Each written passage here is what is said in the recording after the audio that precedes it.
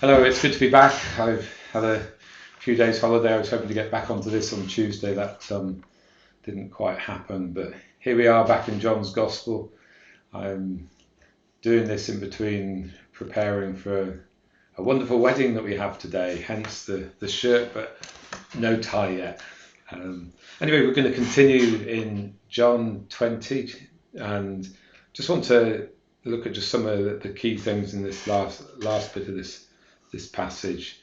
And if I've got time, I want to land on the last line really as well.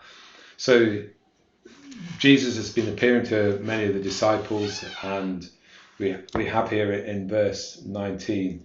I want to pick up a key phrase that Jesus uses repeatedly here. It says, on the evening of that first day of the week, when the disciples were together, with the doors locked for fear of the Jewish leaders. So that's the scenario.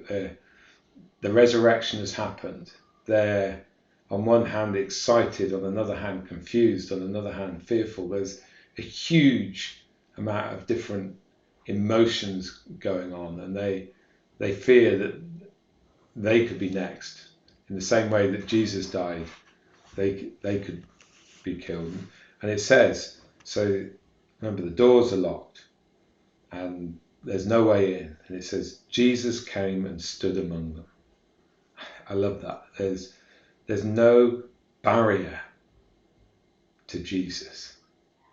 Jesus is with us. And sometimes in situations and circumstances, we don't necessarily feel that or know that. But the truth is, he is the one that can walk through closed doors. He is the one that can walk through walls. He is the one that can break into the hardest places of our hearts.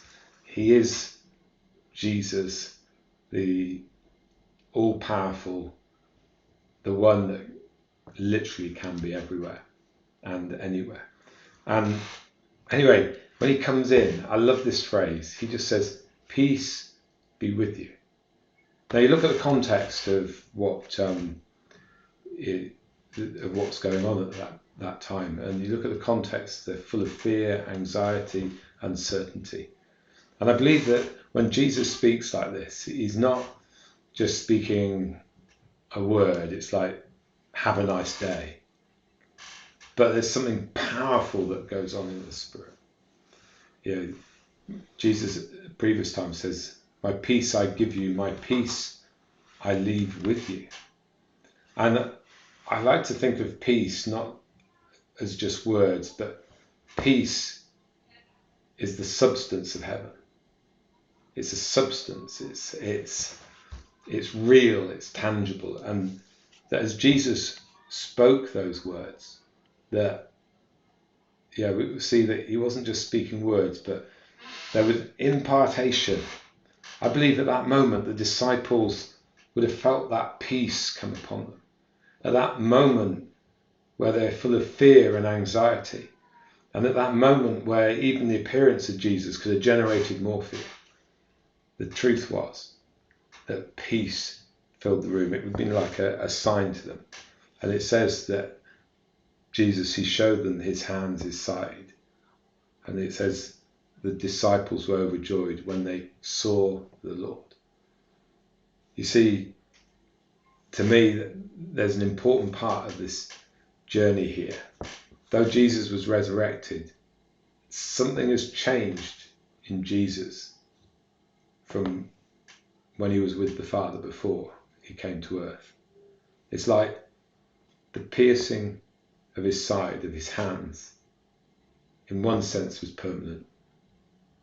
It was permanent because it's the mark that opened the door for us. The crucifixion opened the door for us to receive forgiveness. You see, at that point, stuff has changed forever.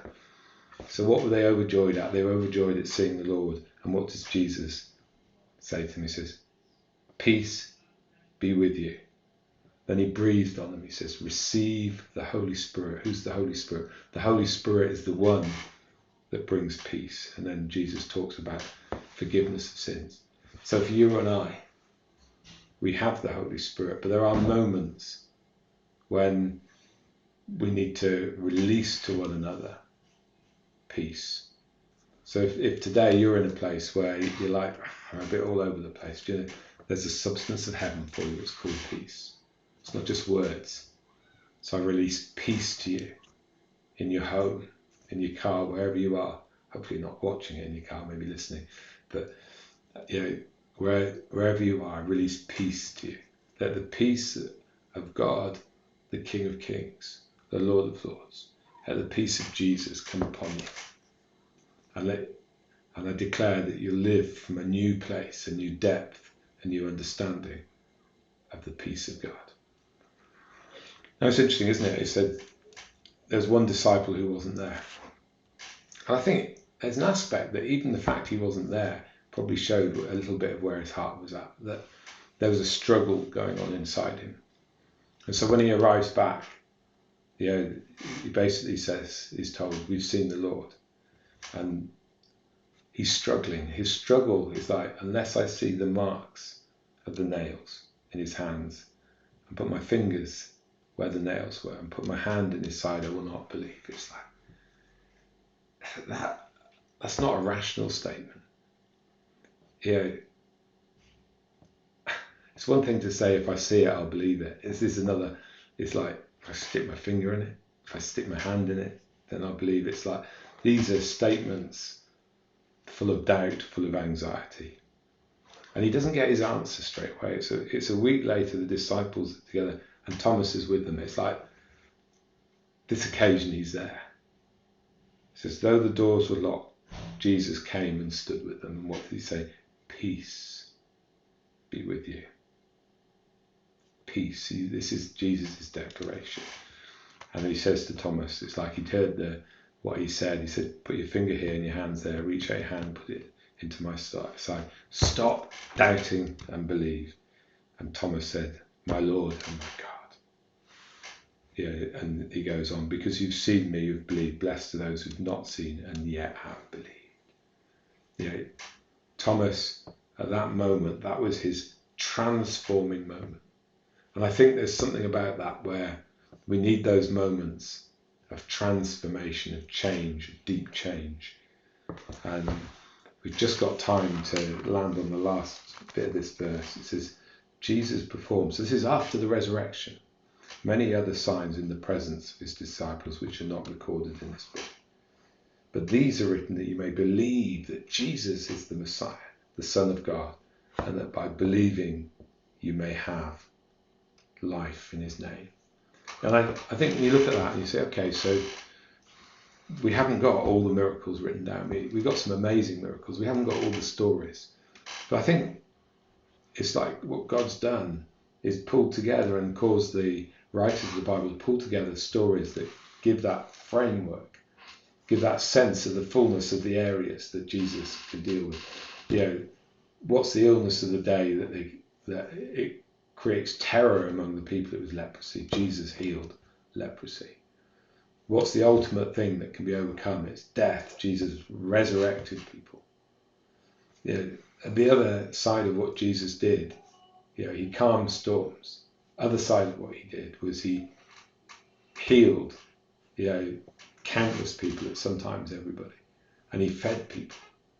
And the gathering of those stories, it's not the full picture, but it's some of the signs, some of the wonders, some of the miracles, not just before the resurrection, but after the resurrection. So I want to encourage us in our thinking. It's like we've been given enough why that we might believe that Jesus is the Messiah.